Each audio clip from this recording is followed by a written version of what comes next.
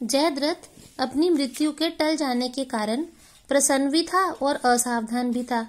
श्री कृष्ण का संकेत पाते ही अर्जुन ने जयद्रथ पर बाण चलाकर उसका अंत कर दिया। जयद्रथ का सिर तपस्या में लीन उसके पिता की गोद में जा गिरा। अपने ही दिए हुए शाप के कारण उनके टुकड़े टुकड़े हो गए। जयद्रथ के वध से पांडवों की सेना में अपार हर्ष छा गया। कौरव शोक में डूब गए। अब जयद्रथ के पिता ने एक वरदान था उन्हें कि जयद्रथ का अगर सिर कट भी जाए तो वो दोबारा जुड़ सकता है, अगर वो जमीन से ना छुए तो कटने के बाद। अब जिस समय जयद्रथ का सिर कटा तो उसके पिता तपस्या में लीन थे, तो ये अपने पिता की गोद में उनका सिर जा गिरा।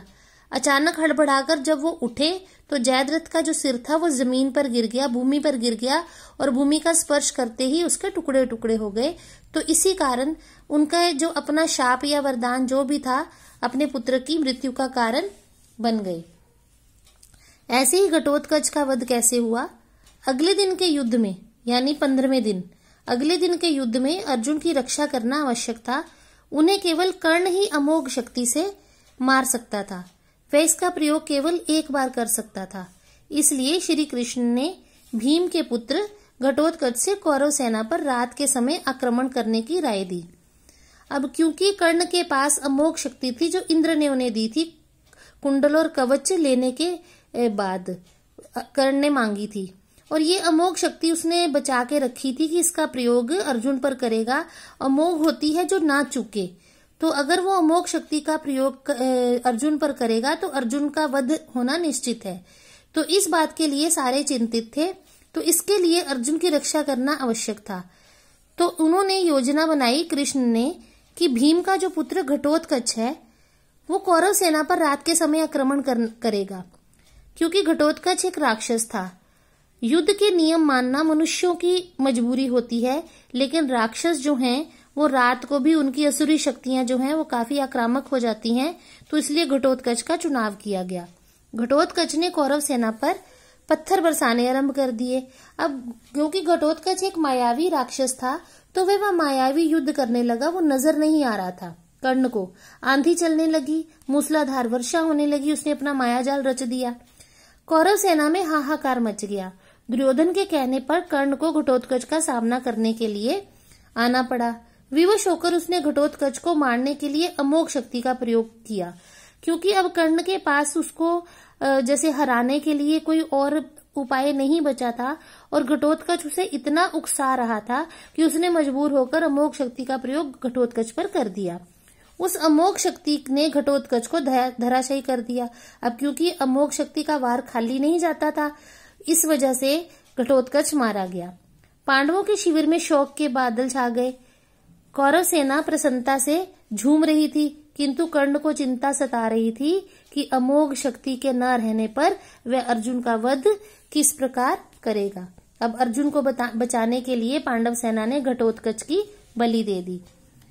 अब अगले दिन का युद्ध रात्रि आक्रमण से कौरव बड़े निराश और दुखी थे। अतः दूसरे दिन प्रातःकाल वे प्रबल वेग से युद्ध करने के लिए तैयार होकर आए। आज द्रोणाचार्य पंचालों से भी बदला चुकाना चाहते थे। उन्होंने देखा कि युधिष्ठिर की सुरक्षा के लिए एक और राजा द्रुपद हैं और दूसरी ओर राजा विराट।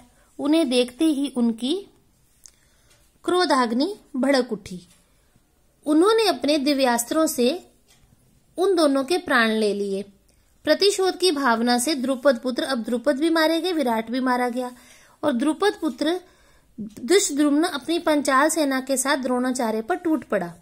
द्रोणाचार्य की बाण वर्षा के सामने उसकी एक भी न चली। द्रोणाचार्य के प्रलयंकारी रूप को देखकर युधिष्ठिर चिंतित हो उठे। वह जानते थे कि द्रोणाचार्य से लड़ने की शक्ति केवल अर्जुन में है, पर अर्जुन अपने आचार्य के प्राण कभी नहीं लेगा। अब द्रोणाचार्य का निधन कैसे हुआ, इसे पढ़ते हैं। द्रोणाचार्य की बाण वर्षा को देखकर कृष्ण भी विचलित हो उठे थे। वे पांडवों की जीत के लिए द्रोणाचार्य की मृत्यु को आवश्यक समझने लगे। उन्होंने अर्जुन से कहा, आचार्य को यह समाचार देना कि अश्वत्थामा मारा गया। अर्जुन ने कहा, यह तो सरासर झूठ है। श्री कृष्ण ने कहा, नहीं, सच है। अवंती राज के हाथी का नाम अश्वत्थामा है। जिसे भीम ने अभी अभी मार डाला है। यदि द्रोणाचार्य युधिष्ठिर से पूछे तो वे हाँ कह दें।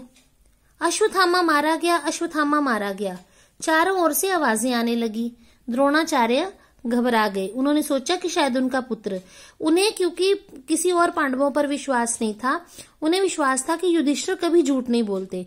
तो द्रोणाचार्य ने युधिष्ठिर से पूछा तो युधिष्ठिर ने सत्य बोला कि अश्वत्थामा मर गया, पर नर नहीं कुंजर, कुंजर होता है हाथी।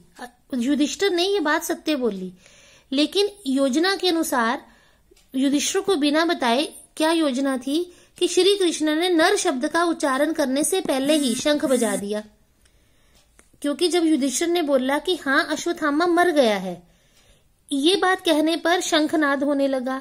नर शब्द जो द्रोणाचार्य को सुनाई नहीं पड़ा, इस कारण द्रोणाचार्य आगे की बात नहीं सुन पाए। उन्होंने निराशा से अस्त्र शस्त्र फेंक दिए। उन्हें ये बात तो सुनाई दी कि अश्वत्थामा मारा गया, पर ये नहीं सुन पाए कि हाथी मरा है। उन्होंने सोचा कि उनका पुत्र मारा गया है, तो वो हताश हो गए, निराश हो गए और उन्होंने अपने अस्त्र शस्त्र नीचे रख दिए, फेंक दिए। धृष्टद्युम्न ने तलवार उठाकर उनका सिर काट दिया, अपने पिता की मृत्यु का बदला ले लिया, क्योंकि धृष्टद्युम्न के पिता जो द्रुपद थे उनको द्रोणाचार्य मार चुके थे। पहले कौरवों ने धोखे से अभिमन्यु का वध किया था। विवश होकर पांडवों को भी अनीति का सहारा लेना पड़ा। अनीति मतलब छल फरेब का, नीति के विरुद्ध कार्य किया उन्होंने। द्रोणाचार्य की मृत्यु से कौरव सेना में शोक की लहर दौड़ गई, दुख की लहर दौड़ गई। अश्वत्थामा क्रोध में भरकर पांडव सेना पर दिव्यास्त्र चलाने लगा। अर्जुन के सिवा कोई उसके सामने न टिक सका। अब अश्वत्थामा ने जब देखा कि उसके पिता को धोखे से मार दिया गया है, गुरु द्रोण की बात कर रही हूं, तो अश्वत्थामा क्रोध में आ गया और पांडवों पर दिव्यास्त्र चलाने लगा। गुरुपुत्र था, उसकी भी बहुत